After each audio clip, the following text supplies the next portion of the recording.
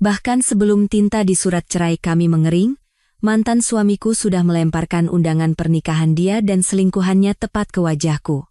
Saat aku meronta dalam kesakitan, ibuku berkata dengan tenang, "Pergi saja. Akan ada tontonan yang sangat menarik." Pada hari pernikahan mereka, sebuah insiden yang mengejutkan semua orang pun terjadi. Namaku Dahlia Sari. Usiaku 34 tahun. Harta terbesarku adalah toko roti Dahlia. Bukan toko yang besar, hanya sebuah kafe taman yang kecil dan cantik, terletak di gang perumahan yang tenang di Yogyakarta. Aku menuangkan seluruh tabunganku, emas yang diberikan ibu saat aku menikah, dan seluruh hari-hari masa mudaku ke tempat ini. Setiap batu bata di taman kupilih dengan tanganku sendiri, setiap pot anggrek bulan kutanam sendiri.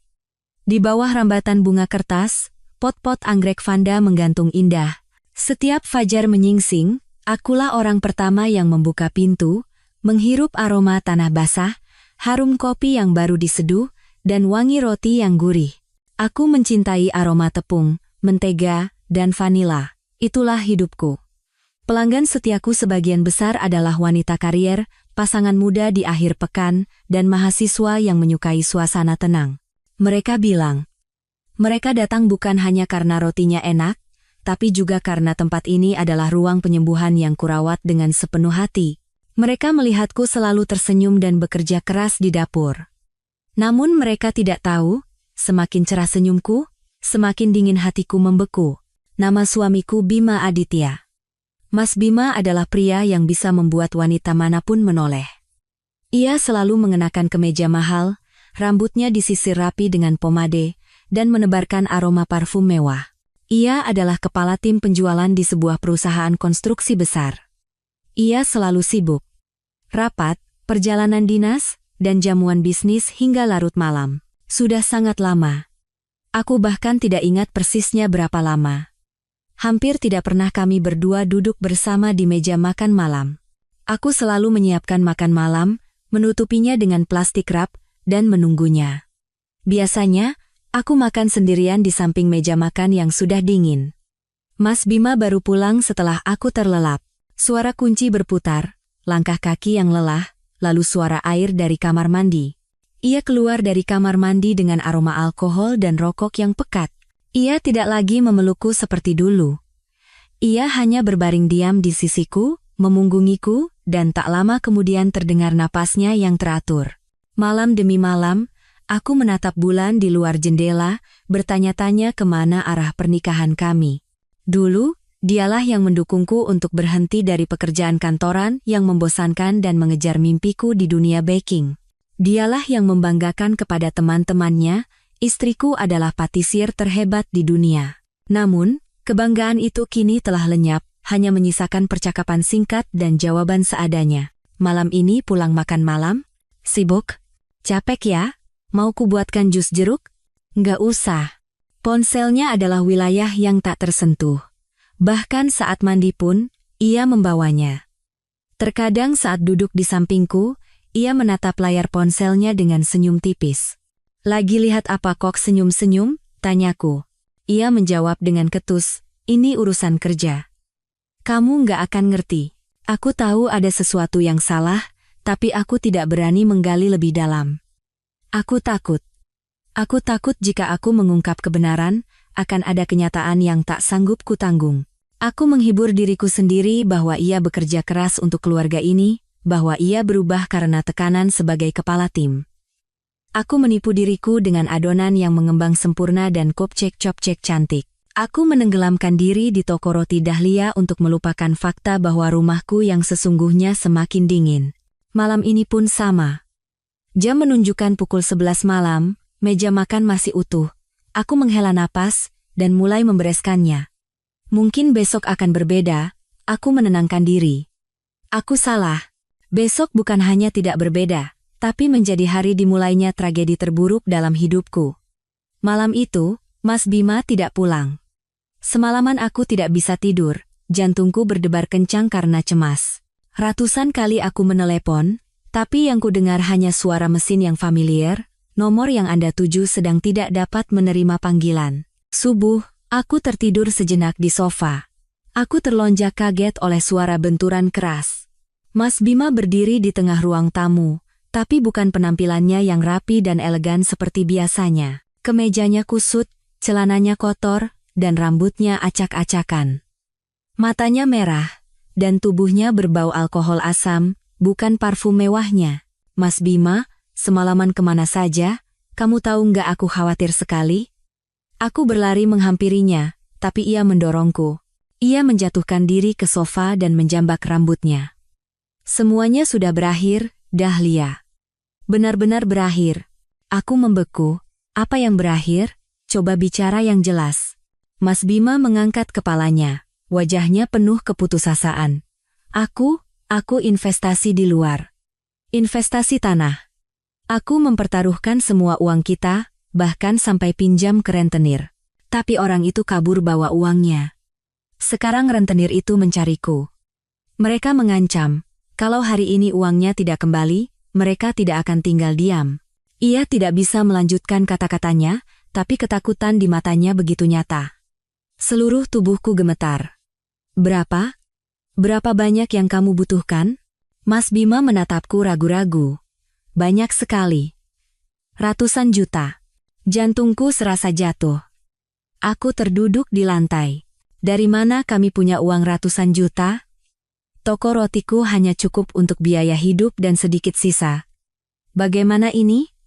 Kita lapor polisi? Bagaimana bisa lapor polisi? Teriak Mas Bima. Ini bukan investasi resmi. Kamu mau aku masuk penjara? Tiba-tiba ia meraih tanganku. Matanya memerah. Dahlia, sekarang hanya kamu yang bisa menolongku. Hanya toko roti itu. Aku sentak. Toko roti? Maksudmu apa? Kita jadikan toko itu jaminan untuk pinjam uang di bank. Cuma pinjam sebentar. Asal krisis ini lewat, aku janji. Aku akan bangkit lagi. Aku akan lunasi semuanya. Aku tidak akan gegabah lagi. Aku kehilangan kata-kata. Toko roti Dahlia adalah segalanya bagiku. Itu adalah jantung dan nyawaku. Apa yang kamu ragukan? Kamu mau mereka datang ke sini? Kamu mau lihat aku mati? Kalau aku mati, kamu pikir kamu dan toko rotimu akan selamat? Mas Bima berteriak, lalu suaranya melembut, memohon. Dahlia, tolong. Ini yang terakhir. Anggap saja kamu menyelamatkan nyawaku. Aku ini suamimu, kan? Aku menatap pria di hadapanku. Ia menangis. Air mata mengalir di wajahnya yang putus asa. Aku mencintai pria ini, aku mempercayainya tanpa syarat. Melihatnya begitu terpuruk, hatiku luluh.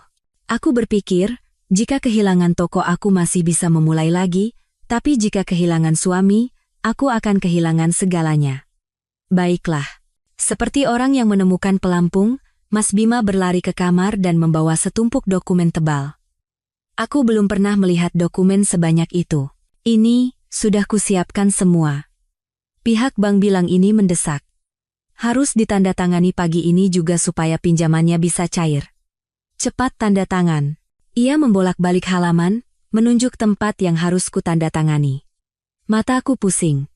Surat perjanjian, akta jual beli, surat kuasa. Semua istilah yang tidak ku mengerti. Kenapa dokumennya banyak sekali? Aku tidak bisa membacanya semua. Mas Bima memotong perkataanku. Suaranya terdengar jengkel dan terburu-buru. Astaga, Dahlia. Apa sekarang waktunya membaca ini? Dokumen pinjaman bank memang setebal ini. Semuanya formulir standar. Cepat tanda tangan. Harus diserahkan sebelum jam 9 pagi, supaya sore ini uangnya cair. Kalau tidak, kita semua jadi gelandangan. Ia meletakkan pulpen di tanganku. Aku melihat suamiku yang terus melirik jam dengan gelisah. Aku melihat tumpukan dokumen itu. Aku cemas dan takut. Tapi aku percaya pada suamiku. Aku percaya ia berada di jalan buntu dan akulah satu-satunya harapannya. Aku menggigit bibir, tanganku gemetar. Aku menandatanganinya. Di setiap tempat yang ia tunjuk, tanpa membaca satu huruf pun. Aku menandatangani surat yang menyerahkan seluruh hak usaha dan aset di atas tanah dari toko roti Dahlia kepadanya. Dan aku juga menandatangani surat gugatan cerai kesepakatan bersama yang telah ia tandatangani dan selipkan dengan licik di antara puluhan dokumen pinjaman palsu. Begitu aku meletakkan pulpen, Mas Bima menghela napas lega. Ia memelukku erat hingga aku sesak napas. Terima kasih, Dahlia. Istriku memang yang terbaik. Jangan khawatir. Setelah masalah ini selesai, aku akan ganti semuanya. Ia mencium keningku dengan cepat, menyambar tumpukan dokumen itu, dan lari keluar pintu. Terdengar suara motor dinyalakan dengan berisik, lalu menghilang. Aku berdiri terpaku di tengah ruangan. Di luar jendela, fajar mulai menyingsing. Aku tidak tahu bahwa matahariku baru saja terbenam. 3 hari setelah penandatanganan yang menentukan itu, aku masih hidup dalam kecemasan. Mas Bima tidak pulang. Katanya, ia harus menyelesaikan masalah dan menghindari para penagih utang. Ia menyuruhku untuk membuka toko roti seperti biasa dan tidak memberitahu siapapun tentang ini. Aku menuruti kata-katanya. Aku tetap memanggang roti dan membuat kopi, tapi hatiku terasa terbakar. Setiap kali mendengar suara motor di gang, aku terkejut. Pada hari keempat, orang yang kutunggu tidak muncul. Sebaliknya, seorang kurir dari pengadilan yang datang. Kurir itu menyerahkan surat dan meminta tanda tangan terima. Dengan tangan gemetar, aku menerima surat panggilan sidang cerai dari pengadilan negeri. Pikiranku kosong. Sidang cerai? Kapan aku menyetujui perceraian? Aku tergagap. Pak, mungkin salah alamat? Kami tidak sedang bercerai. Kurir itu menatapku dengan iba. Dengan Ibu Dahlia Sari, kan? Suaminya Bapak Bima Aditya, surat permohonannya ada di sini. Ditandatangani oleh Bapak dan Ibu berdua. Pengadilan memanggil untuk mediasi dan mengambil keputusan. Tolong tanda tangan di sini. Aku menandatangani seperti orang linglung. Begitu pintu tertutup, surat itu jatuh ke lantai. Aku menatap tajam tulisan tebal perceraian.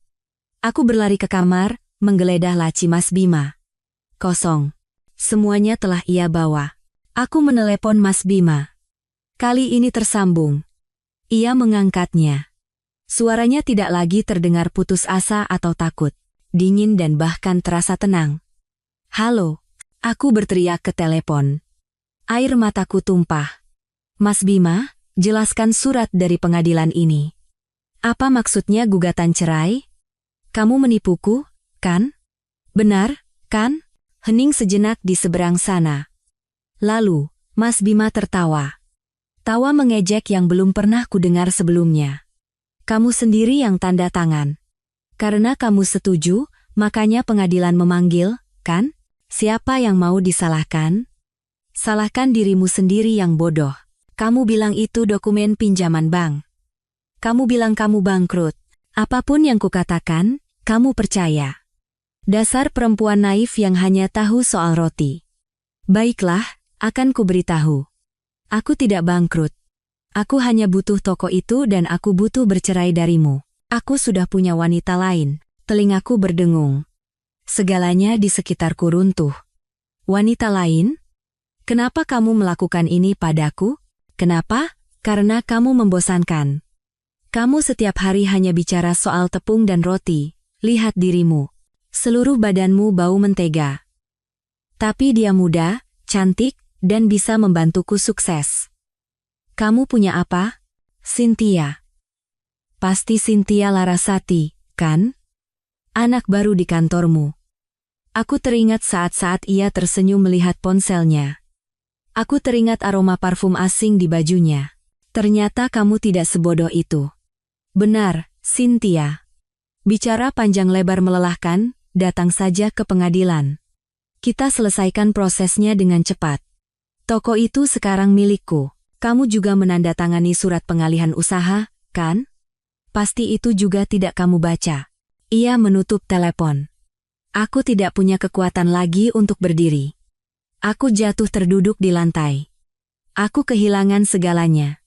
Suamiku, toko rotiku yang seperti jantungku.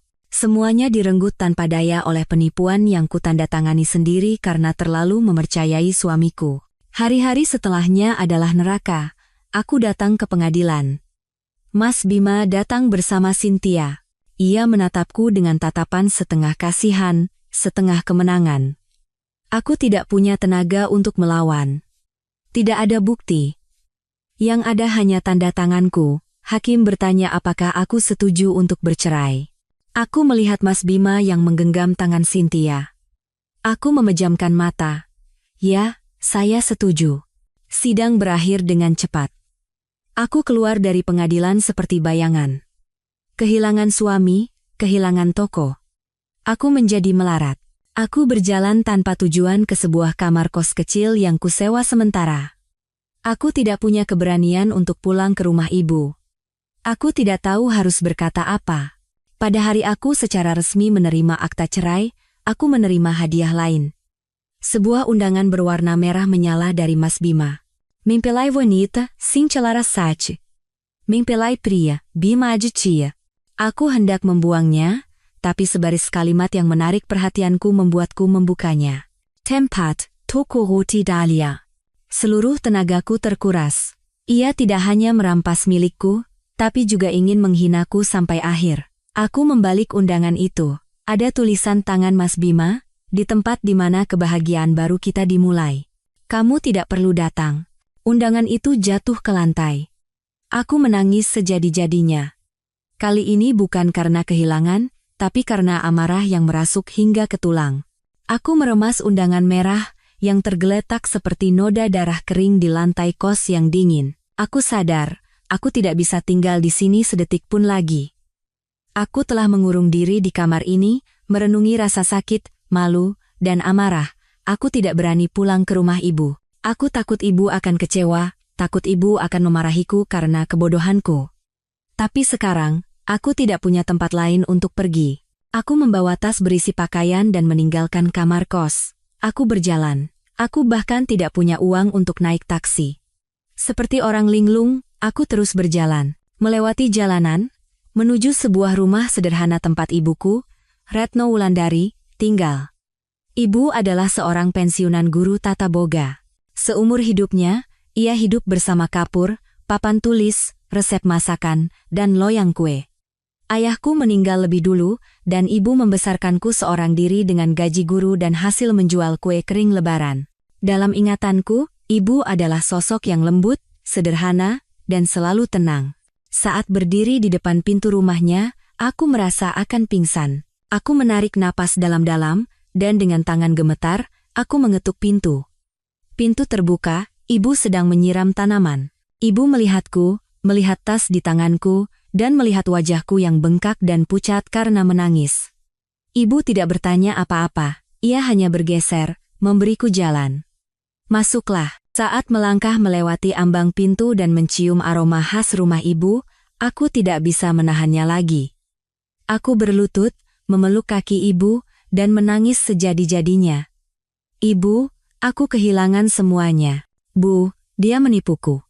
Dia mengambil semuanya. Aku menangis terseduh-seduh. Menangisi hari-hari yang memalukan, menangisi kebodohanku. Aku menceritakan semuanya. Tentang penipuan jaminan, tentang surat cerai yang diselipkan, tentang bagaimana aku menjadi miskin di pengadilan, dan terakhir, dengan tangan gemetar, aku menyerahkan undangan itu pada ibu. Bu, lihat ini. Dia akan menikah dengan perempuan itu di tokoku. Dia menghinaku, Bu. Aku menunduk, menunggu helaan napas. Menunggu omelan, sudah ibu bilang apa? Kamu tidak mau dengar. Menunggu ibu menangis bersamaku, tapi tidak. Hening. Aku mengangkat kepala. Ibu tidak menangis. Beliau sedang melihat undangan itu. Bibir ibu tidak bergetar karena marah, tapi sedikit terangkat. Sebuah senyum dingin dan mengejek yang belum pernah kulihat sebelumnya. Ibu, kenapa ibu tersenyum? Ibu meletakkan undangan itu di atas meja. Lalu perlahan menyeduh teh. Ia memberikanku secangkir teh. Minum dulu, tenangkan dirimu. Suara ibu masih tetap tenang. Ketenangan itu justru membuatku takut. Ibu tidak marah? Aku ditipu sampai jadi gelandangan. Toko roti itu dibangun dengan uang yang ibu berikan, dan aku menghabiskannya semua. Ibu menatapku. Tatapan matanya tajam. Aku sadar, Aku tidak benar-benar mengenal ibuku. Ibu bukan hanya seorang guru tata boga yang lembut. Ia adalah wanita tangguh yang membesarkan anaknya seorang diri di dunia yang keras ini. Ini akan jadi tontonan yang menarik, kata ibu sambil memegang cangkir tehnya.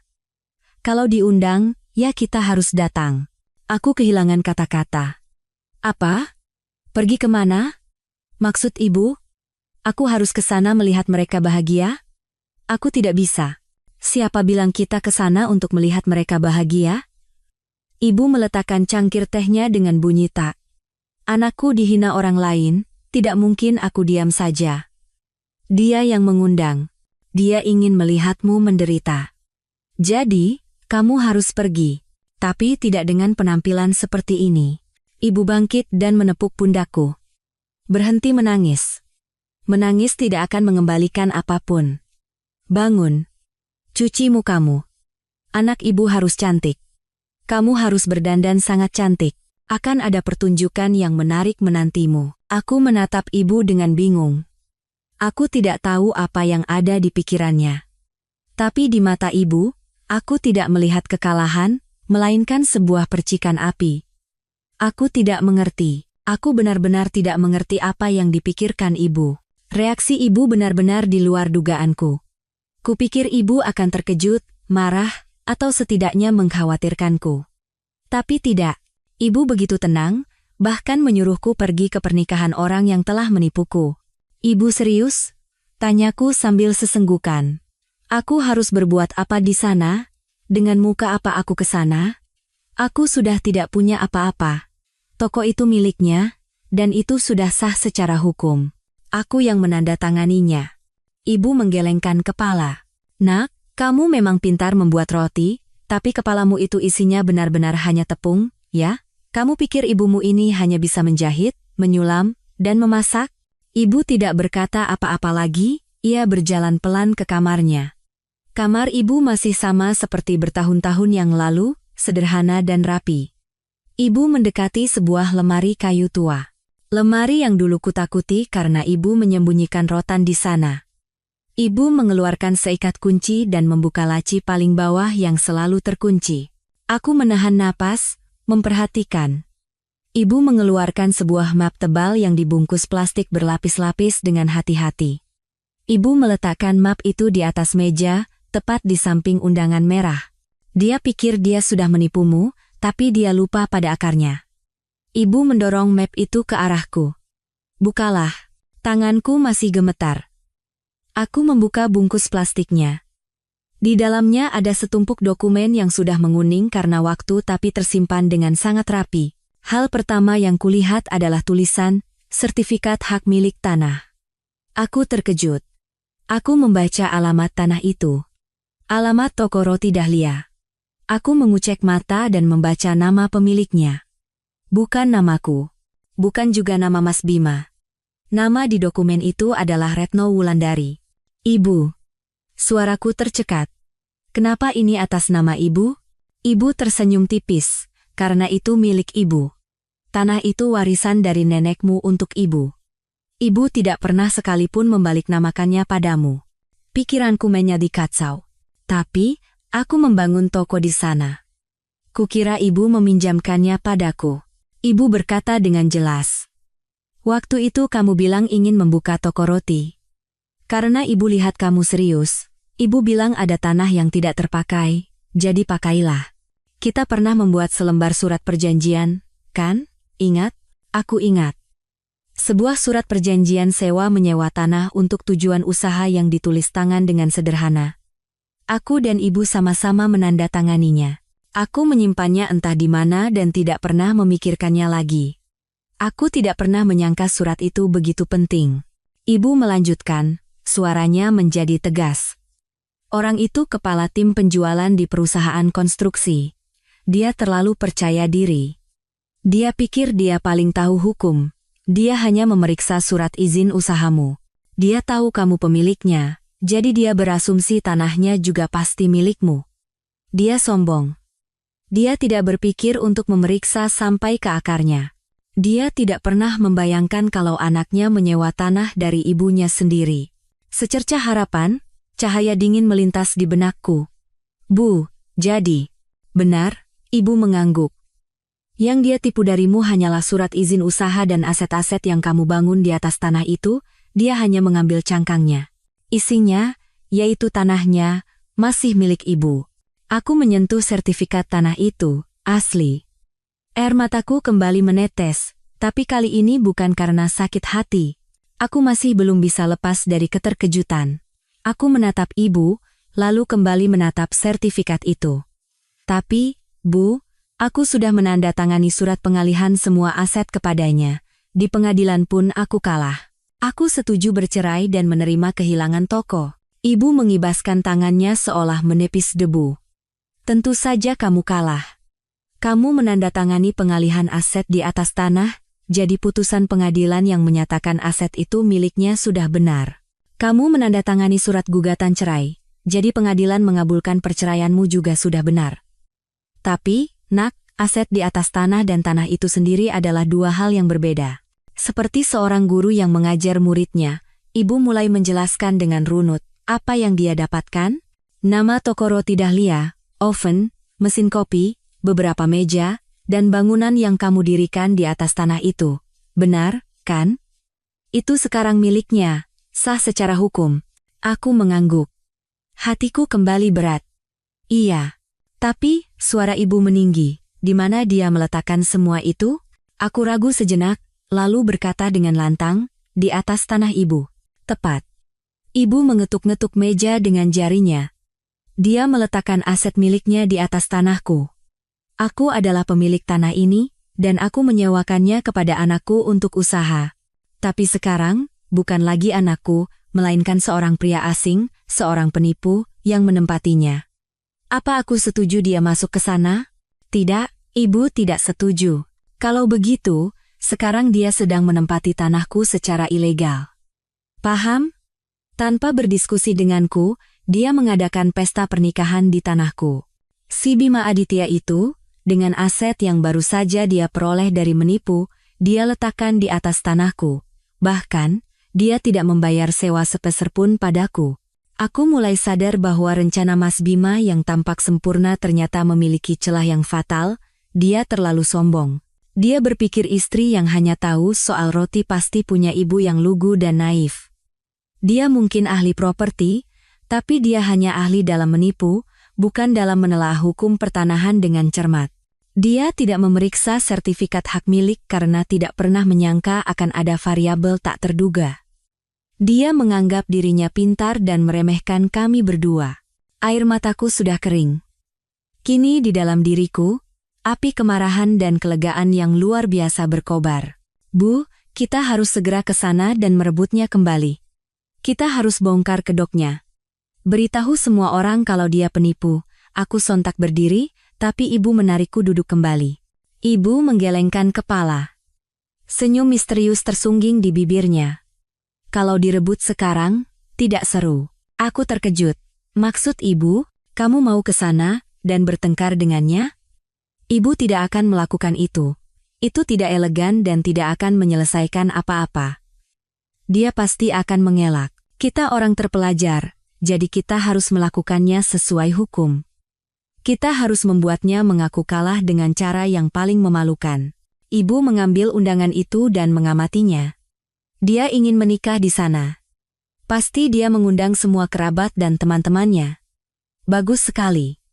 Biarkan orang berkumpul sebanyak mungkin, biarkan dia pamer. Biarkan dia menghabiskan uang untuk dekorasi mewah dan menyewa ini itu. Lalu, kita ledakan sekaligus. Semakin banyak orang, semakin seru, kan, Nak? Aku menatap ibu. Tiba-tiba aku merinding. Ibu telah memperhitungkan segalanya. Hatiku kini dipenuhi perasaan campur aduk. Rasa lega karena tidak kehilangan aset terbesar, yaitu tanah ibu, sekaligus rasa takut melihat ketenangan ibu. Ibu yang kukira hanya akrab dengan dapur dan jarum jahit, ternyata begitu cerdik. Lalu, apa yang kita lakukan sekarang, Bu? Tanyaku dengan suara masih bergetar. Ibu perlahan meminum tehnya dan berkata, sekarang kita menunggu dia bersenang-senang, menunggu dia menghabiskan uang. Pesta pernikahan itu butuh banyak biaya. Semakin mewah, semakin mahal. Biarkan dia menghias toko di atas tanahku sesuka hatinya. Ibu berhenti sejenak, lalu melanjutkan, selama itu, kita juga punya pekerjaan. Ibu akan menemui pengacara, bukan untuk menuntut, tapi untuk menyiapkan surat-surat. Karena perjanjian sewa antara ibu dan kamu sudah tidak berlaku, dan dia terus berada di sana, itu namanya pendudukan ilegal. Ibu akan meminta bantuan polisi, kita lakukan sesuai hukum. Kita akan mendapatkan kembali tanahnya, dan juga toko yang kamu bangun, itu adalah aset yang melekat pada tanah. Dia pikir dia menipumu, tapi sebenarnya dia memasang jerat di lehernya sendiri. Aku masih bingung, tapi aku bertanya, lalu pernikahannya, kita biarkan saja berlangsung? Ibu tersenyum, senyum yang belum pernah kulihat sebelumnya. Tentu saja kita biarkan. Kamu tidak dengar apa yang dia tulis? Dia ingin menikah di tempat di mana kebahagiaan baru kita dimulai. Ibu akan memberinya sebuah permulaan yang tidak akan pernah dia lupakan. Ibu menatapku dengan tajam. Dulu profesi ibu apa? Guru tata boga, Bu. Benar. Tata boga itu tentang memasak dan mengurus rumah tangga. Dia meremehkan anakku karena hanya tahu soal roti dan badannya bau mentega. Kalau begitu, ibu yang pensiunan guru masak ini akan memberinya menu pernikahan yang akan dia ingat seumur hidupnya. Ibu akan tunjukkan padanya esensi masakan tradisional. Aku bingung. Menu? Ibu mau memasak untuk pernikahan mereka? Bukan, ibu mencibir. Ibu hanya akan memberikan idenya, jangan khawatir. Yang harus kamu lakukan sekarang adalah menenangkan diri. Ibu tidak mau anak ibu datang ke pesta dengan penampilan seperti itu. Kamu harus tunjukkan padanya bahwa tanpanya, kamu baik-baik saja dan tetap cantik. Kamu harus membuat selingkuhan itu marah karena merasa tidak akan pernah bisa lebih cantik darimu. Mengerti? Aku mengangguk. Api kemarahan di dalam diriku kini memiliki tujuan yang jelas. Aku bukan lagi korban. Aku akan menjadi penonton utama drama ini, sekaligus orang yang akan menurunkan tirainya. Ibu menenangkanku. Sudah, sekarang istirahatlah, kamu sudah sangat menderita. Tinggallah bersama ibu. Semuanya biar ibu yang urus. Malam itu, untuk pertama kalinya dalam beberapa minggu, aku bisa tidur nyenyak. Dalam mimpiku, Bima dan Cynthia berada di tengah pesta, tapi mereka tidak tersenyum. Selama beberapa hari berikutnya, aku tinggal di rumah ibu. Aku mulai menemukan kembali ketenanganku. Aku membantu ibu memasak, membersihkan rumah, dan kembali berlatih resep-resep baking yang sudah lama kutinggalkan. Namun, pikiranku tidak pernah sedetik pun lepas dari panggung yang sedang dibangun di bekas toko rotiku. Seperti dugaan ibu, Bima dan Cynthia sedang menikmati kemenangan mereka dengan sangat pamer. Di zaman sekarang, apa yang bisa disembunyikan dari media sosial? Cynthia, si selingkuhan tak tahu malu itu, mengunggah perkembangan situasinya hampir setiap menit. Tanpa perlu kucari, karyawan-karyawan lamaku yang bersimpati padaku mengirimkan screenshot melalui WhatsApp. Mbak Dahlia. Dia mengecat bar kesayangan Mbak dengan warna pink norak, jelek sekali. Di tempat Mbak biasa duduk bekerja, dia memajang foto prewedding mereka, bikin marah. Mereka juga mengirimkan foto prewedding Bima dan Cynthia di tamanku. Cynthia, dengan gaun pengantin, memeluk pinggang Bima dan tersenyum cerah di samping pohon bunga kertas yang kutanam. Bima, dengan setelan jas mewah, menatap Cynthia dengan tatapan penuh cinta yang dulu ia berikan padaku. Di bawah foto itu, ada ratusan komentar ucapan selamat. Bima menulis, membangun kebahagiaan baru di titik awal yang baru. Terima kasih telah datang padaku. Cynthia membalas, surga kecil kita berdua. Terima kasih telah memberikan segalanya untukku, sayang. Aku menunjukkan ponselku pada ibu. Bu, lihat ini. Benar-benar tidak tahu malu. Ibu melirik sekilas, lalu kembali memangkas tanamannya. Biarkan saja mereka pamer. Semakin tinggi mereka terbang, semakin sakit saat jatuh. Semakin banyak kerabat dan teman mereka yang tahu, semakin malu mereka nanti. Suatu hari, Agus, mantan baristaku, menelepon dengan suara berbisik. Mbak Dahlia, saya barusan lewat depan toko. Mereka lagi bersih-bersih untuk persiapan pernikahan. Saya dengar-dengar, Mas Bima sepertinya tidak menyewa gedung pernikahan yang besar. Aku terkejut. Lalu mereka adakan di mana? Saya dengar selentingan, katanya sewa gedung itu mahal. Buat apa buang-buang uang kalau sudah punya tempat sebagus ini? Katanya mereka cuma panggil catering dari luar. Mbak, sepertinya mau hemat biaya tapi tetap kelihatan keren dengan pesta kebun. Jantungku berdebar kencang. Namanya apa? Kamu tahu nama cateringnya? Saya dengar samar-samar, namanya Catering Rona Rasa. Namanya biasa saja, Mbak. Aku menutup telepon dan segera memberitahu ibu. Bu, dia panggil catering dari luar. Namanya Catering Rona Rasa. Ibu, yang sedang membaca buku, berhenti sejenak. Beliau menatapku. Dari balik kacamata bacanya, ibu hanya tersenyum tanpa berkata apa-apa. Senyum itu membuatku merinding. Catering Rona Rasa. Nama yang bagus, gumam ibu. Coba kita lihat. Ibu memintaku mencari nomor telepon Catering Rona Rasa di internet. Tidak sulit menemukannya. Aku membacakan nomor telepon itu dengan keras untuk ibu. Ibu tidak langsung menelepon. Beliau berganti pakaian yang lebih rapi, menyisir kembali rambutnya, baru kemudian perlahan menekan nomor itu. Aku menahan napas di sebelahnya. Dari seberang sana, seorang staf menjawab, "Ya, dengan Catering Rona Rasa." Ibu berkata dengan suara tenang dan jelas, "Selamat siang, bisa saya bicara dengan pemiliknya? Saya ingin bicara dengan Ibu Hana Wijaya." "Baik, mohon tunggu sebentar." Sesaat kemudian, terdengar suara wanita yang ceria. "Ya, dengan Hana di sini." "Ini siapa, ya?" Ibu tersenyum. Senyum itu muncul lagi. "Hana, apa kamu masih ingat saya? Dulu saya guru tata bogamu di sekolah kejuruan, Bu Retno." Di seberang sana hening selama beberapa detik, lalu terdengar suara yang seolah meledak. "Ya ampun, Bu Retno. Benarkah ini ibu?" "Saya Hana, Bu." "Ya ampun, saya tidak salah dengar, kan? Ada apa ibu menelepon saya?" Ibu tertawa lembut. "Ibu baik-baik saja. Suaramu masih sama, ya. Begini, ada yang ingin ibu bicarakan. Ini berkaitan dengan keahlian kita berdua. Apa kamu punya waktu? Mau mendengarkan cerita ibu?" Di seberang sana, Hana buru-buru berkata, "Tentu saja, Bu, ada waktu." "Silakan Bu, ada masalah apa sampai ibu menelepon saya?" Dan ibu pun mulai bercerita. Bukan keluh kesah atau tangisan. Ibu menceritakan kronologi kejadian dengan jelas dan tenang. Tentang aku, tentang si Bima, tentang penipuan jaminan dan surat cerai, dan tentang tanah miliknya serta pernikahan yang akan segera dilangsungkan di atasnya. Di sebelahnya, aku bisa mendengar dengan jelas suara Hana di seberang sana yang menahan dan menghembuskan napas karena marah.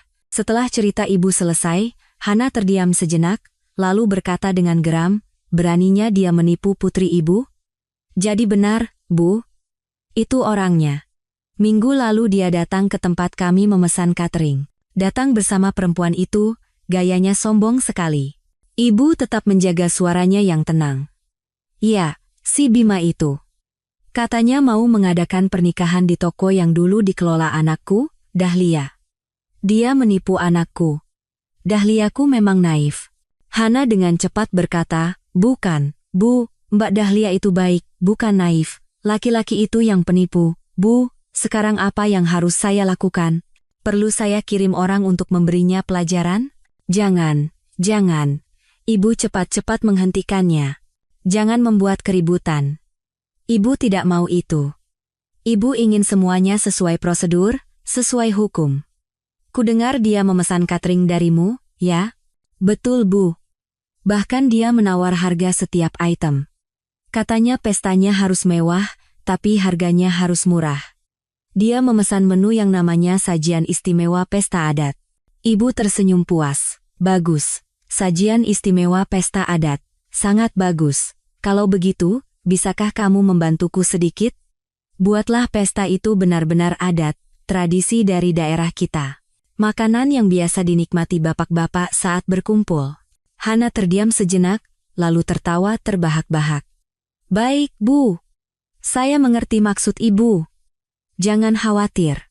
Akan saya berikan pesta paling tradisional di Indonesia yang tidak akan pernah dia lupakan seumur hidupnya.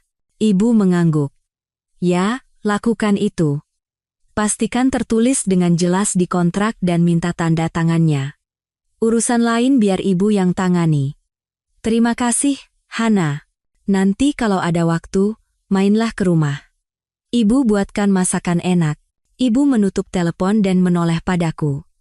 Satu masalah selesai. Aku tergagap. Bu, barusan ibu minta Mbak Hana membuatkan masakan apa? Ibu menyesap tehnya. Hidangan istimewa tradisional. Aku masih tidak percaya. Aku mondar-mandir di dalam rumah.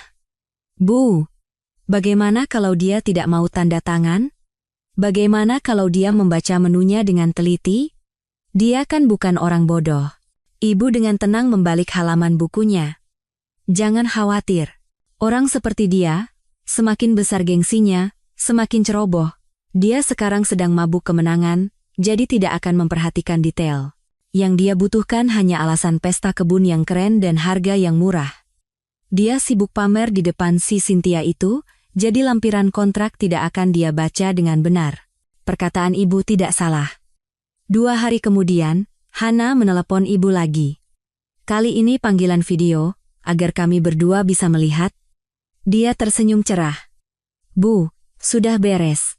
Ibu mengangguk. Jangan membuat keributan. Ibu tidak mau itu.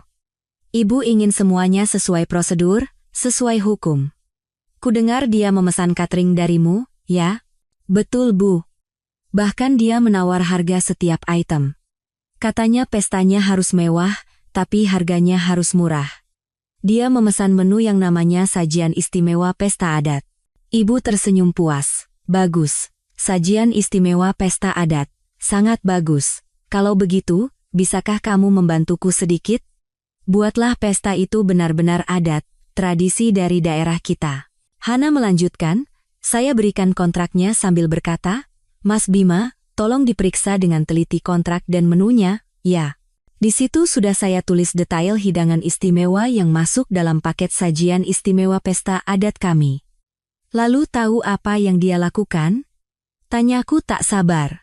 Dia mengibaskan tangannya, Hana tertawa. Dia bilang begini, aduh, saya lagi pusing, Mbak Hana, saya percaya Mbak Hana pasti siapkan yang terbaik. Di sini saja saya tanda tangan. Saya suka nama sajian istimewa pesta adat itu. Makanan barat yang aneh-aneh itu tidak bikin kenyang, cuma mahal saja. Sambil berkata begitu, dia langsung tanda tangan. Perempuan itu sibuk selfie di depan dekorasi bunga, tidak melihat sama sekali. Bagus. Ibu mengangguk dengan ekspresi sangat puas. Bu. Hana merendahkan suaranya. Menu yang saya tulis di lampiran, saya tidak menulis nama makanannya secara langsung. Saya pakai istilah yang agak teknis, seperti di jurusan kita dulu. Hidangan pembuka, sate jeroan khas angkringan. Hidangan utama 1, gulai jeroan sapi dengan kuah kaya rempah. Hidangan utama 2, semur biji kenari Jawa dengan aroma khas. Pelengkap, kakak ayam pedas bumbu makon. Aku menutup mulut, sate jeroan, gulai jeroan, semur jengkol, dan ceker mercon. Hana tertawa.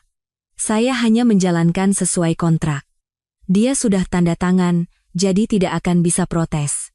Nanti tim saya akan datang dengan persiapan lengkap, termasuk sambal dan lalapan. Dia akan merasakan cita rasa yang sangat istimewa dan tradisional. Ibu berterima kasih pada Hana dan menutup telepon. Beliau menoleh padaku dan berkata, lihat, perangkapnya sudah terpasang.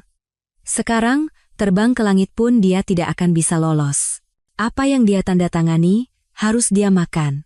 Rasa lega yang tak terlukiskan memenuhi hatiku.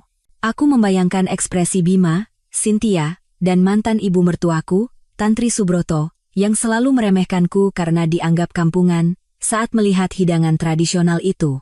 Pekerjaan kita sudah selesai, kata ibu. Sekarang giliranmu. Aku terkejut. Saya? Ya. Kamu harus bersiap-siap.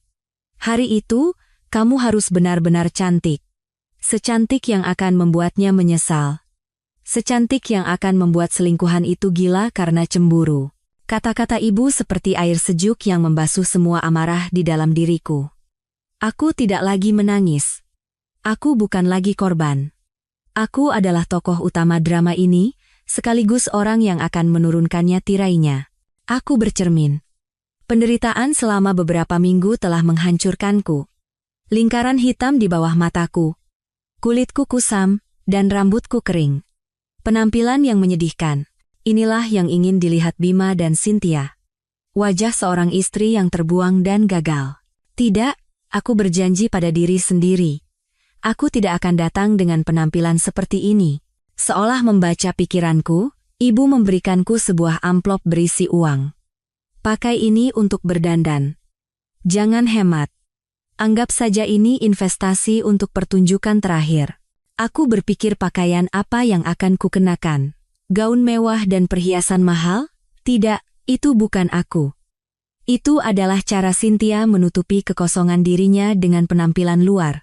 Jika aku melakukannya, aku hanya akan bersaing dengannya di arenanya. Aku menginginkan sesuatu yang berbeda, sesuatu yang menjadi milikku, yang mewakiliku, sesuatu yang murni, kuat, dan mendalam. Aku akan membuat kebaya, Bu. Ibu mengangguk puas. Ibu juga berpikir begitu. Aku tidak pergi ke butik gaun pengantin yang mahal.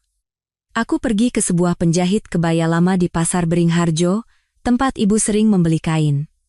Aku memilih kain sutra berwarna putih gading. Bukan putih bersih seperti gaun pengantin, melainkan warna yang melambangkan kemurnian dan awal yang baru.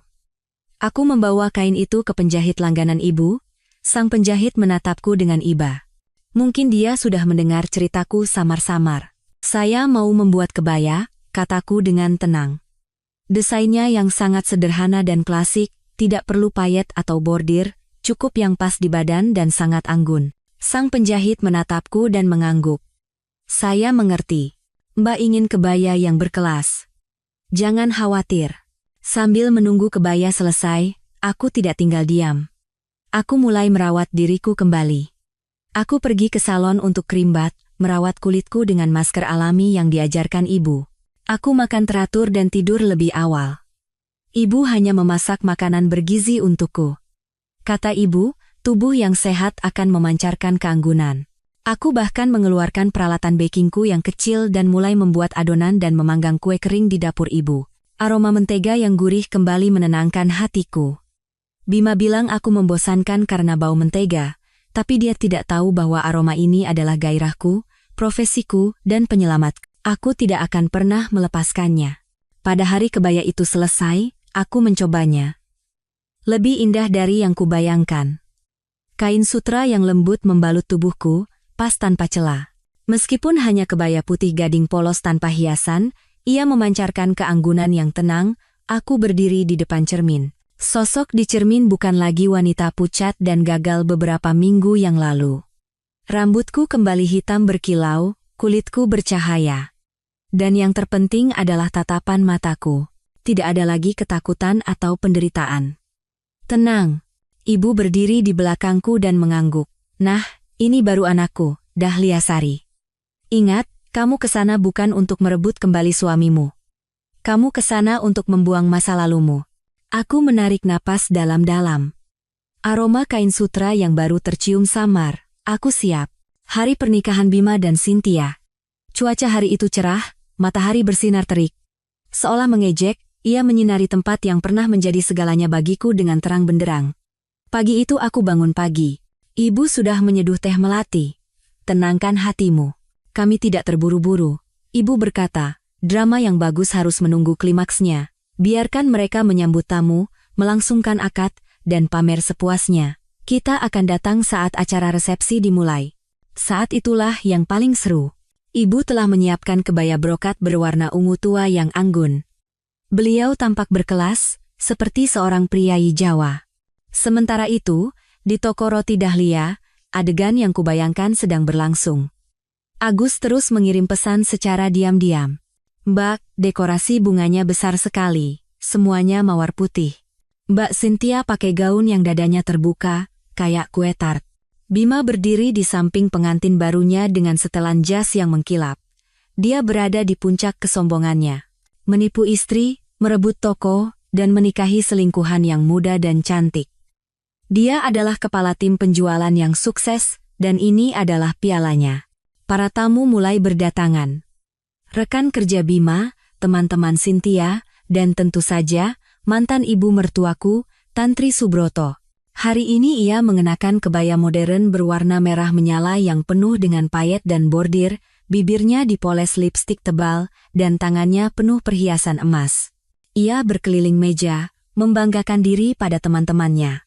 Aku ini benar-benar bersyukur 7 turunan bisa lepas dari menantu yang dulu itu. Tahu kan, si Dahlia. Seharian bau roti, tidak punya pergaulan, bikin malu nama Bima saja. Salah satu temannya berkata, tapi toko ini kan dulu miliknya? Tantri mencibir. Miliknya apaan? Itu milik anakku, Bima. Dia saja yang bodoh tidak bisa menjaganya. Sejak Cynthia datang, keluarga kami jadi lebih hidup. Bima berhasil merebutnya kembali. Lihat kan? Menantu itu harus seperti Cynthia. Muda, cantik, aktif. Bisa bantu suami sukses karena pekerjaannya sama. Mana bisa dibandingkan dengan tukang masak di dapur. Kerabat Bima mengangguk setuju. Di atas panggung, Bima dan Cynthia sedang melangsungkan prosesi. MC-nya adalah teman Bima. Ia berteriak dengan lantang, berikan tepuk tangan yang meriah untuk pasangan Bima Aditya dan Cynthia Larasati. Keduanya telah melewati berbagai rintangan untuk bisa bersama. Dan hari ini, Mas Bima memutuskan untuk merayakan hari besarnya di surga kecil yang ia bangun dengan susah payah ini. Bima mengambil mikrofon. Suaranya bergetar karena emosi yang dibuat-buat. Terima kasih, Cynthia, telah datang padaku, mengajariku apa arti cinta sejati. Tempat ini, yang dulu bernama Toko Roti Dahlia, sekarang akan menjadi surga Bima dan Cynthia. Kita akan memulai kebahagiaan baru kita di sini. Cynthia menangis terharu dan memeluk Bima. Para tamu memberikan tepuk tangan meriah. Tidak ada yang tahu bahwa rintangan yang mereka lewati itu adalah aku. Setelah potong kue dan bersulang sampanye, MC mengumumkan. Baiklah, hadirin sekalian, inilah saat yang paling ditunggu-tunggu. Mari kita angkat gelas dan nikmati sajian istimewa pesta adat yang telah disiapkan secara khusus oleh mempelai pria, Bima Aditya. Tepat pada saat itu, di rumah, ibu bangkit berdiri. Ayo nak, sudah waktunya. Kami memanggil taksi. Aku mengenakan kebaya putih gadingku, dengan selendang sutra tipis tersampir di bahu. Ibu begitu anggun, seolah hendak menghadiri jamuan teh. Saat kami tiba di ujung gang, suara musik yang keras terdengar dari dalam toko. Ibu berkata padaku, tunggu sebentar di sini. Di dalam toko, para tamu sudah duduk di meja masing-masing. Mereka mengharapkan pesta kebun yang mewah. Cynthia telah memamerkan di media sosial bahwa resepsi pernikahannya akan bergaya barat yang canggih, dengan makanan buffet atau setidaknya hidangan fine dining. Para staf dari catering Rona Rasa, dengan seragam rapi, mulai bergerak. Makanan disajikan pertama kali di meja VIP, tempat Bima, Cynthia, Tantri, dan orang tua Cynthia duduk. Seorang pramusaji meletakkan piring porselen putih dengan rapi di depan setiap orang. Tantri, yang sedang berceloteh, pesta kebun di cuaca begini memang paling top, berhenti bicara dan menatap piringnya. Ini apa? Sate? Hidangan pembuka yang unik. Ayah Cynthia juga bingung. Bentuknya kok familiar ya? Bima, yang sibuk bersulang dengan rekan-rekannya, menoleh dan terkejut. Hanya beberapa paman Bima yang gemar minum-minum yang mulai mengenalinya. Seorang paman berseru, wah, sate usus, ati ampela ini. Pesta pernikahan zaman sekarang keren juga ya, hidangan pembukanya langsung sate jeroan. Kata sate jeroan meledak seperti bom di tengah suasana canggih yang telah dibangun Cynthia dengan susah payah. Senyum cerah Cynthia membeku di wajahnya. Ia menunduk menatap piringnya. Wajahnya yang merah karena riasan memutih, lalu membiru. Tumbuh besar di kota, mungkin seumur hidupnya ia belum pernah melihat makanan seperti itu. Ini apa? Cynthia tergagap. Ia berteriak pada pramusaji yang meletakkan piring itu. Ini salah. Bawa pergi ini. Siapa yang pesan makanan begini? Siapa yang bawa makanan pinggir jalan ke sini? Pramusaji, yang telah di-briefing dengan baik oleh Hana, menunduk dengan tenang. Mohon maaf, Nyonya, Ini adalah hidangan pembuka dari paket sajian istimewa pesta adat yang telah ditandatangani oleh mempelai pria dalam kontrak sate jeroan khas angkringan. Silakan dinikmati selagi hangat. Sate jeroan, jeritan Cynthia menembus suara musik. Bima, apa-apaan ini? Katanya pestanya gaya barat. Bima pun baru menyadari, wajahnya memucat. Ia mulai sadar ada sesuatu yang salah. Ia menggeram, mana Bu Hana? Panggil dia ke sini sekarang. Tapi sudah terlambat. Puluhan pramusaji serentak menyajikan hidangan pembuka ini ke semua meja. Taman yang tadinya penuh dengan musik dan tawa, dalam sekejap diselimuti keheningan yang aneh. Tak lama kemudian, terdengar suara bisik-bisik, suara kaget, dan suara orang menahan mual. Ya ampun, ini apa? Jorok sekali. Masa makan sate usus di pernikahan. Bau apa ini? Teman-teman Cynthia, para anak muda yang modis, buru-buru menutup mulut dengan serbet. Beberapa orang yang perutnya lemah benar-benar mulai merasa mual. Suasana canggih itu hancur berkeping-keping. Jika sate jeroan adalah sebuah kejutan, maka yang berikutnya adalah bencana total. Sementara Cynthia membeku karena syok dan Bima berteriak ke telepon, para staf catering tetap profesional. Mereka dengan tenang mengangkat piring sate yang sebagian besar tidak tersentuh dan menyajikan hidangan berikutnya. Hidangan utama pertama, gulai jeroan sapi dengan kuah kaya rempah. Semangkuk besar gulai jeroan yang mengepul diletakkan di tengah meja. Aroma khas jeroan menusuk hidung para tamu yang terbiasa dengan parfum mahal. Gulai jeroan, teriak Tantri. Suaranya mulai bergetar karena marah. Bima, kamu ini niatnya apa? Ini pesta pernikahan atau warung soto? Orang tua Cynthia yang duduk di sebelahnya pucat pasi. Mereka adalah keluarga kaya.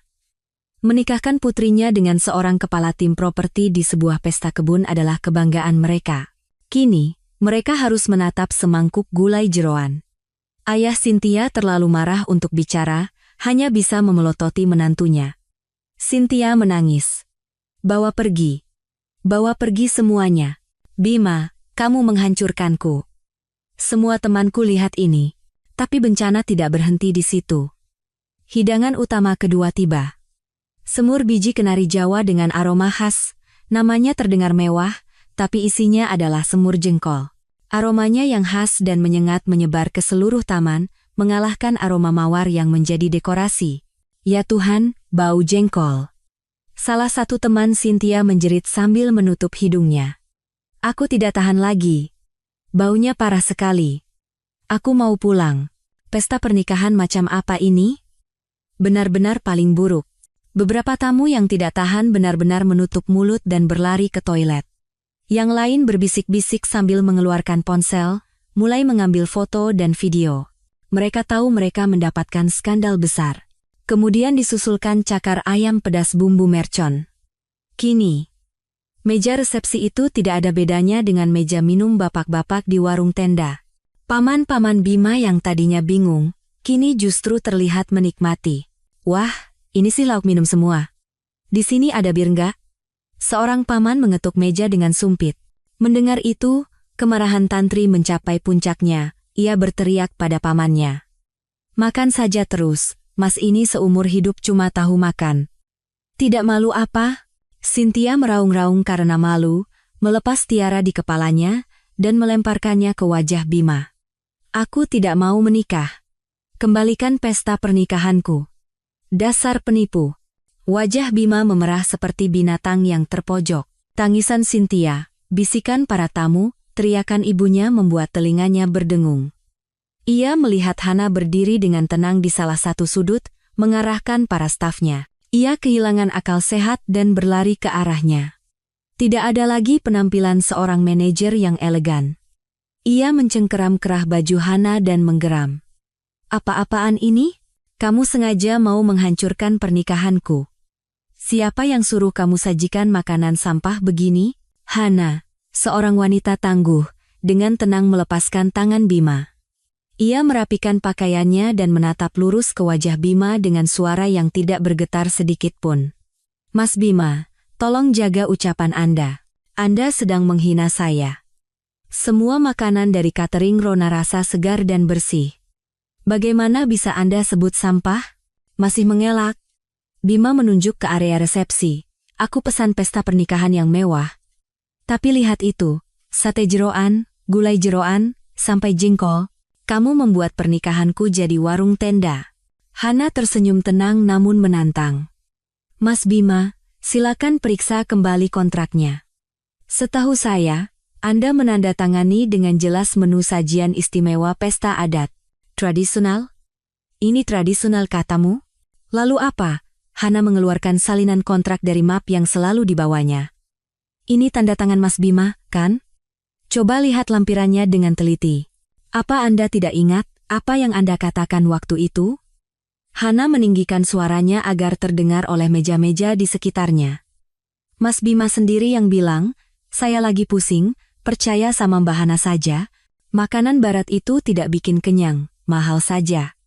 Anda bilang Anda percaya dengan nama sajian istimewa pesta adat, kan? Ia menyodorkan lampiran itu ke depan wajah Bima. Ini, silakan baca. Hidangan pembuka, sate jeroan khas angkringan. Hidangan utama, gulai jeroan sapi, semur biji kenari Jawa. Apa ada makanan yang saya sajikan tidak sesuai kontrak?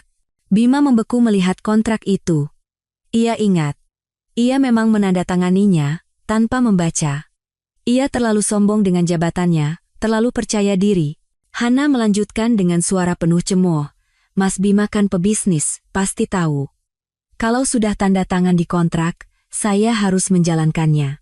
Inilah hidangan paling tradisional dan istimewa dari catering kami. Lihat, jengkolnya kualitas super, jeroannya juga daging sapi pilihan, semuanya bahan bagus. Anda tidak akan bisa menuduh saya menipu. Bima kehilangan kata-kata. Ia tidak bisa membantah. Ia gemetar karena marah dan malu. Ia telah dipermainkan oleh seorang pemilik catering rumahan. Ia menggeram, ini disengaja. Akan kutuntut kau. Silakan, jawab Hana tanpa rasa takut. Tuntut saja. Tapi biaya pesta hari ini harus Anda lunasi semua. Sudah tertulis di kontrak. Pembayaran lunas segera setelah acara selesai. Kalau Anda tidak bayar, justru saya yang akan menuntut Anda. Bima mundur selangkah. Ia tidak menyangka wanita yang terlihat biasa ini bisa begitu tajam. Ia melihat sekeliling mencari bantuan, tapi yang ia dapatkan hanya tatapan penasaran dan cemooh. Ia kalah. Kalah dengan sangat memalukan. Saat semua kekacauan mencapai puncaknya, saat Bima kehilangan kata-kata di depan Hana, saat Cynthia meraung-raung, saat Tantri memaki-maki kerabatnya, dan saat bau gulai jeroan serta semur jengkol mencapai puncaknya, ibuku menggenggam tanganku. Ayo masuk, nak. Musik yang tadinya berisik entah kapan sudah mati. Ruangan itu kini dipenuhi suara pertengkaran dan bisik-bisik yang kacau. Mungkin karena itu, meskipun kami muncul dengan sangat tenang, penampilan kami berdua langsung menarik perhatian semua orang. Aku melangkah masuk ke taman. Tempat yang pernah menjadi segalanya bagiku. Rambatan bunga kertas, jalan setapak dari batu bata yang kupilih, semuanya masih di sana. Tapi semuanya tertutup oleh pemandangan yang kotor dan kacau. Aku berjalan. Ujung kain kebaya putih gadingku menyapu batu bata. Aku menegakkan punggung, mengangkat kepala. Aku tidak melihat Bima ataupun Cynthia. Dengan senyum tenang, aku berjalan lurus ke depan. Keheningan yang tiba-tiba menyelimuti lokasi pernikahan. Semua orang menoleh padaku. Mereka melihat seorang wanita dengan kebaya putih gading yang anggun dan berkelas, sangat kontras dengan pengantin wanita bergaun mewah yang berlepotan air mata. Mereka melihat ibuku, dengan kebaya brokat ungu tuanya, berjalan dengan anggun di sisiku, memancarkan wibawa seorang bangsawan. Siapa itu? Tanya seorang tamu yang tidak mengenalku. Mantan istrinya. Mantan istri Bima, bisik yang lain. Ya ampun, Dahlia, kenapa dia ke sini? Bima mendengar bisikan itu dan berbalik. Saat melihatku, amarah di matanya berkobar hebat. Dia telah menemukan target untuk melampiaskan kemarahannya. Dia mengerti segalanya. Tantri juga melihatku. Dia seperti ayam betina yang bulunya berdiri. Malu karena urusan makanan, ia mulai menunjuk-nunjuk wajahku. Kamu perempuan sialan. kenapa kamu ke sini? Bima dan Tantri berlari ke arah kami. Wajah mereka seolah ingin memakan kami hidup-hidup. Bima berteriak, jadi ini ulahmu? Beraninya kamu menghancurkan pernikahanku. Tantri berlari seolah ingin menjambak rambutku. Dasar perempuan penggoda. Sudah dibuang suami masih berani datang. Kau dan ibumu ini berkomplot mau menghancurkan anakku, kan? Pergi kau, perempuan mandul. Aku tidak mundur selangkah pun. Aku berdiri diam. Aku menatap lurus pada pria yang pernah kucintai, yang kini wajahnya memerah dengan urat leher menonjol. Aku berkata dengan tenang, aku datang untuk mengambil barangku. Bima tertawa sinis. Barangmu? Di sini tidak ada barangmu. Toko ini milikku. Aku punya surat-suratnya. Cepat pergi. Ia mengayunkan tangannya hendak menamparku. Tangan Bima melayang dengan ganas ke arah pipiku. Aku refleks memejamkan mata, tapi tamparan itu tidak mendarat. Sebuah tangan yang ramping namun kokoh menangkap pergelangan tangan Bima di udara. Itu tangan ibu. Ibu entah kapan sudah berdiri di depanku. Dengan kebaya brokatnya, ibu tetap terlihat anggun, tapi tatapan matanya dari balik kacamata setajam pisau. Bima Aditya, suara ibu tidak keras. Tapi di tengah keheningan yang aneh itu terdengar jelas seperti baja, siapa yang mau kau pukul? Bima membeku. Dia tidak menyangka ibu akan turun tangan. Ia mencoba menarik pergelangan tangannya, tapi cengkeraman ibu sangat kuat. Tante, jadi tante juga ikut campur? Kalian berdua memang berkomplot. Ibu menghempaskan tangannya dengan keras. Bima terhuyung mundur. Saya tidak datang untuk mendengar makianmu. Seperti kata anak saya, kami datang untuk mengambil barang kami. Barang tante? Bima berteriak kalap. Tante juga sama saja. Sama-sama kampungan. Di sini tidak ada barang kalian berdua. Toko ini milik saya. Milik Bima Aditya. Saya punya surat-surat resminya. Cepat pergi. Tantri ikut menimpali. Ia mundur ke belakang anaknya dan terus memaki. Benar. Sudah diusir suami masih tebal muka. Buah jatuh tidak jauh dari pohonnya. Cepat usir mereka. Ia berteriak pada kerabatnya. Hei, seret dua perempuan ini keluar. Mana satpam? Tidak ada yang bergerak. Para tamu kini hanyalah penonton. Mereka menatap drama itu, mengangkat ponsel mereka tinggi-tinggi. Aku menatap Bima dan Tantri. Untuk pertama kalinya, aku tidak lagi merasa takut atau sakit, yang kurasakan hanya iba. Mas Bima, kataku dengan tenang, kamu masih belum sadar juga, yang kamu tipu dariku itu hanya surat izin usaha dan meja kursi ini. Kamu kan ahli properti, masa tidak tahu kalau aset di atas tanah dan kepemilikan tanah itu dua hal yang berbeda? Bima berhenti. Wajahnya menunjukkan kebingungan. Apa maksudmu? Ibu tidak berkata apa-apa lagi. Ia berbalik pelan menghadap pintu masuk. Bukan memanggil satpam. Beliau hanya bersuara dengan anggun, silakan masuk, waktunya bekerja. Pandangan semua orang tertuju ke pintu masuk yang dilihat ibu. Dari luar gang, 4 pria berseragam masuk dengan khidmat. 2 orang berseragam juru sita pengadilan, 2 lagi berseragam polisi. Kemunculan mereka yang serius dan resmi seketika memadamkan suasana kacau dan kotor di pesta pernikahan yang gagal itu. Bima membeku, ia mulai gemetar. Sebagai pebisnis, ia tahu siapa mereka. Tantri juga terdiam. Tidak berani berteriak lagi, hanya melirik anaknya. Si siapa kalian? Bima tergagap. Kalian panggil polisi? Apa salah saya? Salah seorang jurusita yang tampaknya komandan melangkah maju. Ia melihat Bima, lalu memandang sekeliling ke area resepsi yang berantakan dengan sate dan gulai jeroan. Selamat siang. Kami dari pengadilan negeri. Jurusita itu berkata dengan suara jelas. Kami datang untuk melakukan eksekusi atas permintaan pemilik sah tanah ini. Ia mengangguk ke arah ibu. Ibu melangkah maju, membuka tas tangannya dengan anggun, dan mengeluarkan map dokumen itu. Ibu mengangkat tinggi-tinggi sertifikat hak milik tanah agar bisa dilihat semua orang.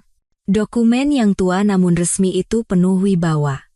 Saya sampaikan kepada semua yang hadir di sini, suara ibu menggema, saya Retno Wulandari. Saya adalah pemilik sah atas tanah tempat Mas Bima ini sedang melangsungkan pernikahan. Suara gemuruh terdengar. Ibu melanjutkan, saya menyewakan tanah ini kepada putri saya, Dahlia, untuk tujuan usaha. Namun, Mas Bima ini telah merebut hak usaha dan aset di atas tanah milik putri saya dengan cara menipu. Pengadilan telah memutuskan aset itu miliknya, dan saya tidak keberatan. Ibu menunjuk Bima, suaranya meninggi. Tapi tanah ini adalah milik saya. Karena putri saya tidak lagi berusaha di sini, perjanjian sewa kami telah berakhir. Mas Bima Aditya tidak memiliki hak apapun atas tanah ini. Saat ini, dia sedang menempati properti saya secara ilegal. Wajah Bima memucat, ia mundur. Bohong. Tanah itu milik Dahlia, dan Dahlia sudah menyerahkannya padaku. Benarkah? Ibu mencibir. Kamu ahli properti, kan?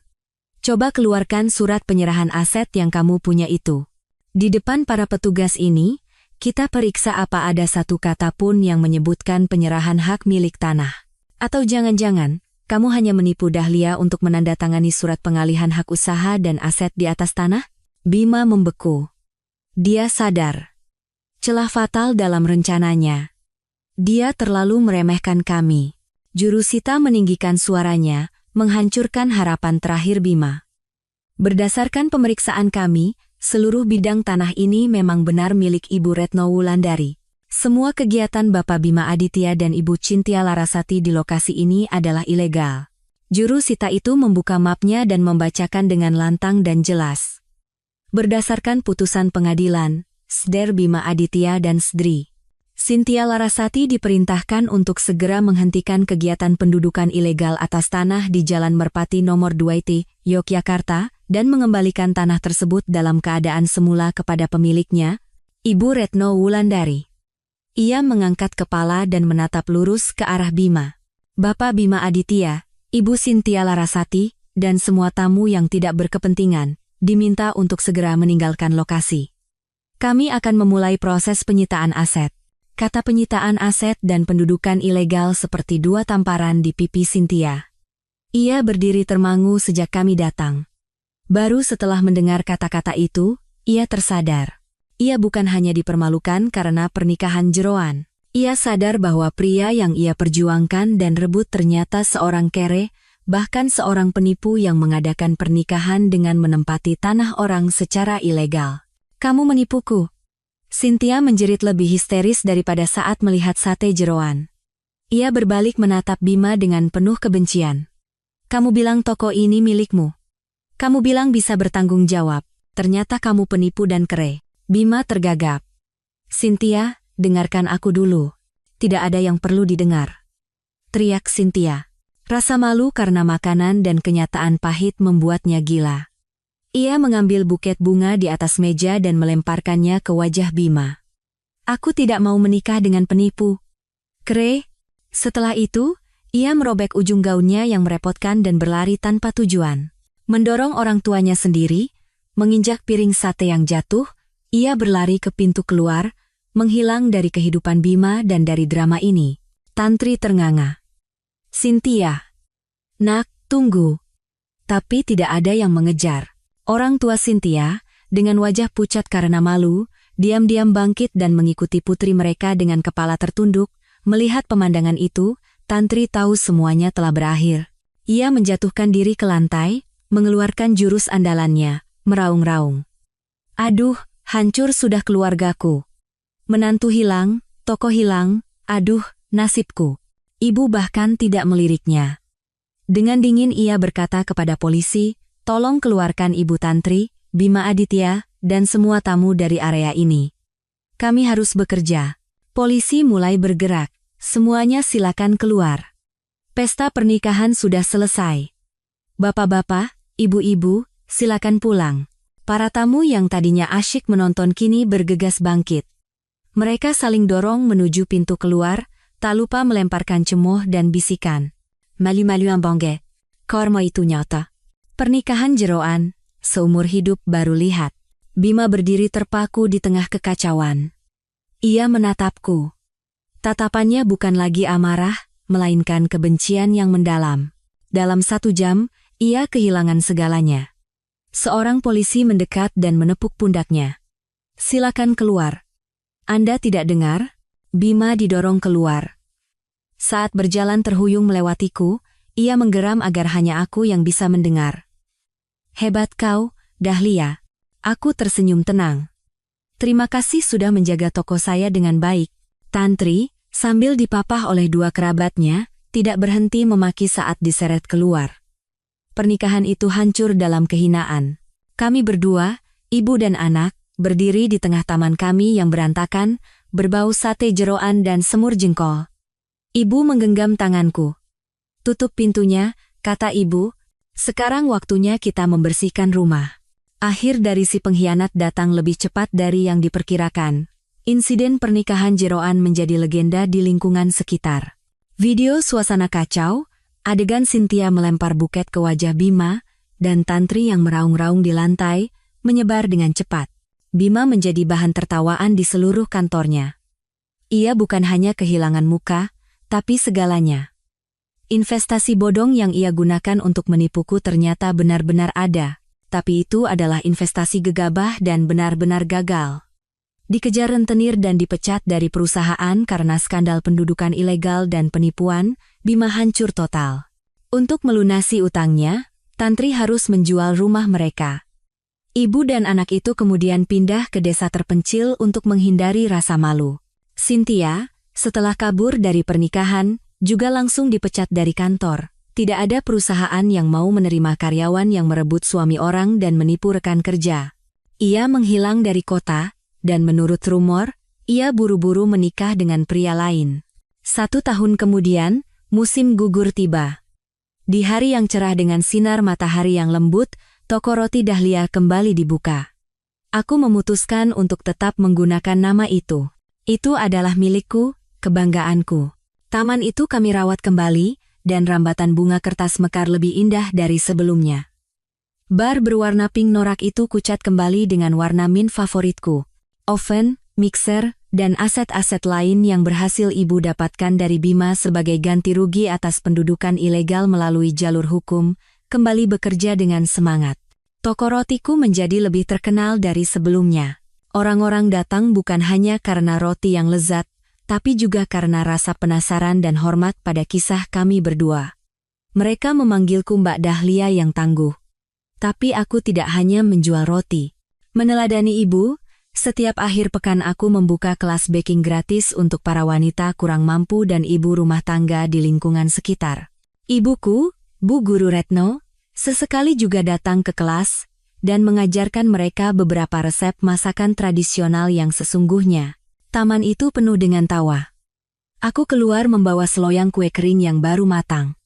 Aroma mentega dan vanila yang gurih menyebar.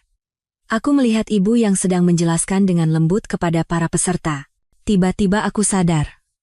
Kebahagiaan bukanlah pria tampan atau janji manis. Kebahagiaan adalah hidup dengan gairahmu sendiri, memiliki ibu di sisimu, dan berdiri tegak dengan kedua kakimu sendiri setelah jatuh. Aku bukan lagi Dahlia lemah yang hanya bisa menangis saat dikhianati. Aku adalah Dahlia Sari, pemilik toko roti Dahlia. Seseorang yang bangkit dari puing-puing, dengan aroma mentega yang gurih dan hati yang damai, berjalan maju dengan gagah.